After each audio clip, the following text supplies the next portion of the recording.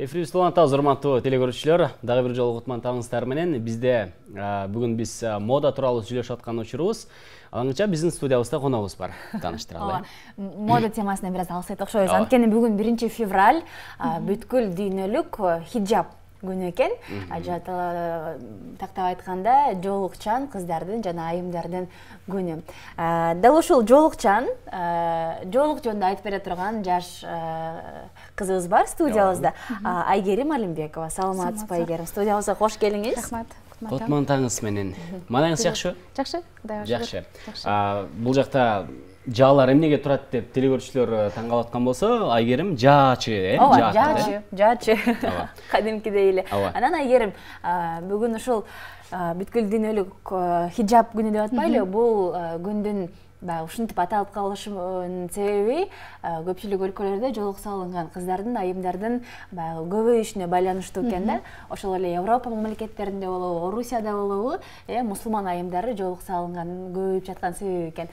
Анан бүгүнкү күндө ушул жоолук боюнча, хиджаб боюнча ар түрдүү пикирлер айтылып келет да. Коомдук жайларда, мектептерде же болбосо ушундай иштерге жоолук салыныш керек же салынбаш керек деген сыяктуу пикирлерчи.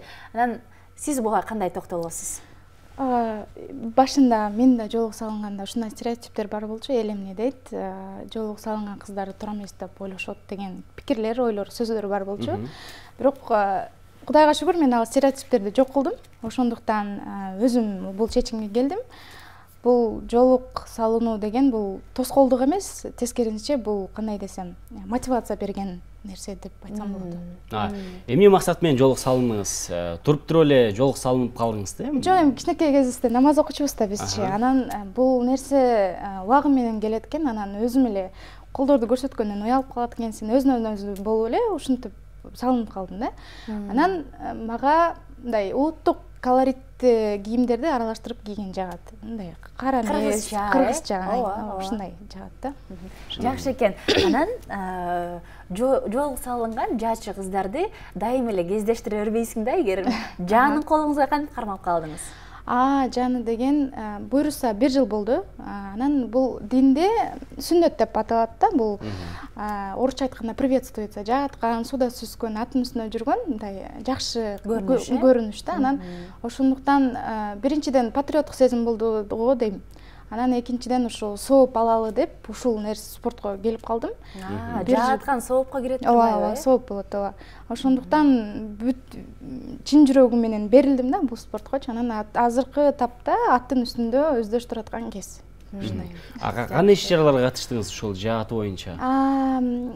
Башында баштаганда Ноорузда болгон бир мелдеш, Ноорус майрамында. Ноорус майрамында биринчи мелдеш болгондуктан 3-чү орунду алгам. 3-чү орун алгандыгым бул мен үчүн 1-чи орун болгон. Анан көчмөндөргө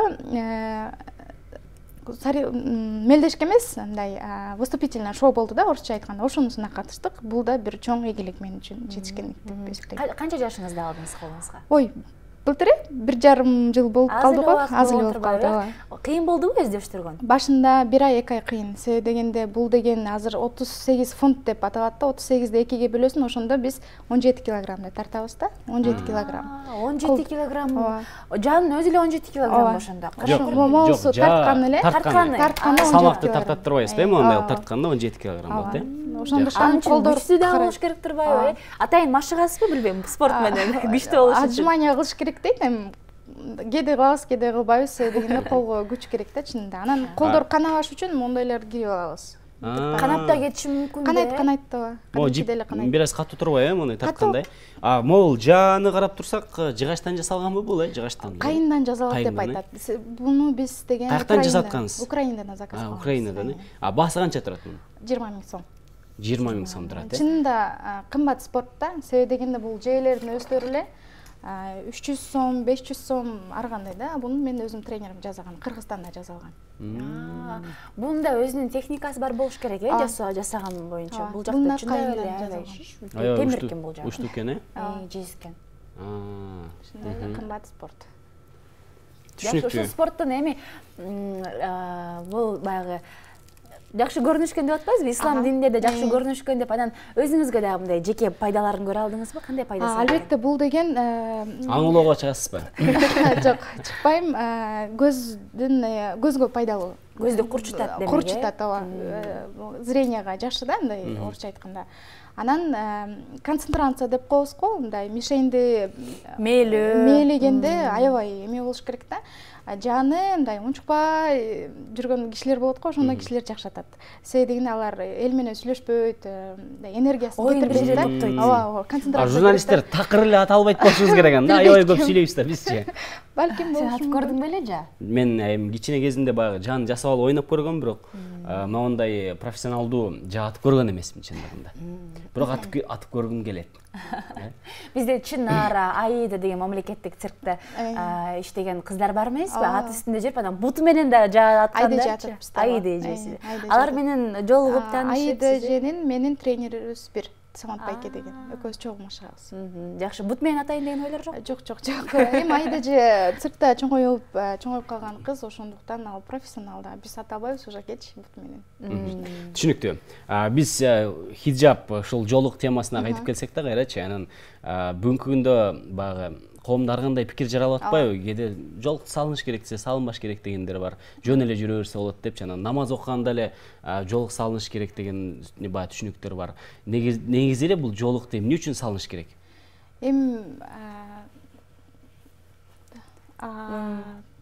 Кандай десем, бул парс деп айтылат. Ошондуктан жолук салынуу жеке менин оюм, бул салыныш керек деп ойлойм. Эми ар бир адамдын өзүнүн жеке кандай десем, решениясы да, орусча айтканда. Чечими. Ошондуктан сиз салыныңыз, сен салынба деп айта албайм. Ар бир адамдын өзүнүн чечими. Жаатуу боюнча дагы, жаатуудан башка дагы эмне менен алектенесиз? Көп жерлерде волонтермун. Ума журналы, ыктыярчы. Ума журналы бар. Анан Ишкер айым деген клуб бар бизде, айымдардын клубу, ал жакта координатормун. Жаатасыз, ыктыярчысыз, Ишкер айым клубунда мүчөсүз. Убакытты кантип бөлүштүрөсүз? Эми өзүмдүн жеке жумушум бар башка. Ал жакта 5 күн иштейбиз, анан дем алыш күндөрү ушу жардам бергени барабыз, анан машыккана барабыз. Машыккан азыр кышында бир аз болбой калды, себеби дегенде машыкканы жери жок.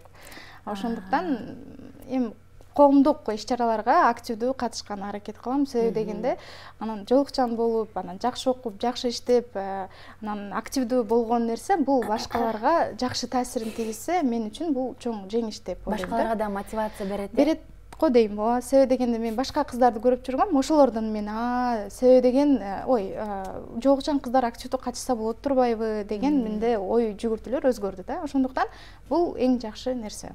Чындыгында ошол жолук салынган кыздар болсо көпчүлүк жерден өздөрүн тыя беришет, Башында мен да ошондой болчумун. Мындай, жолукчан кыз деген маршруткадан чукпай кетиш керек турбайбы, сүйлөшүш керек турбайбы деген аябай өзүмдү кыйнап эле 2 жыл жүрүп турдум да. Анан окудум, изилдендим, көрсө динде 3 жактан мындай руханий жактан, физикалык жактан, интеллектуалдык жактан чогуу алып кетиш керек экен да. Ошондо гана жеңиш сеники болот экен. Анан үйдө эле отура берген бул менимче туура эмес го деп ойлойм. Эң сонун чоң рахмат сизге, Айгерим. Жакшы ойлор болду. Жолук активдүү болууга эч кандай тоскоолдугун тийгизбейт, ыңгайсыздык жаратпайт деген оюн айткан жаачы кызыбыз Айгерим Алимбекова болду. Сизге чоң рахмат. Сиздерге чоң рахмат. Каалайбыз. Ийгилик сизге. Ал эми биз болсо көрсөтүүбүздү улантабыз. Алдыда биздин студиябызда мода серепчилери, стилисттери болот. Андыктан алыстабаңыздар.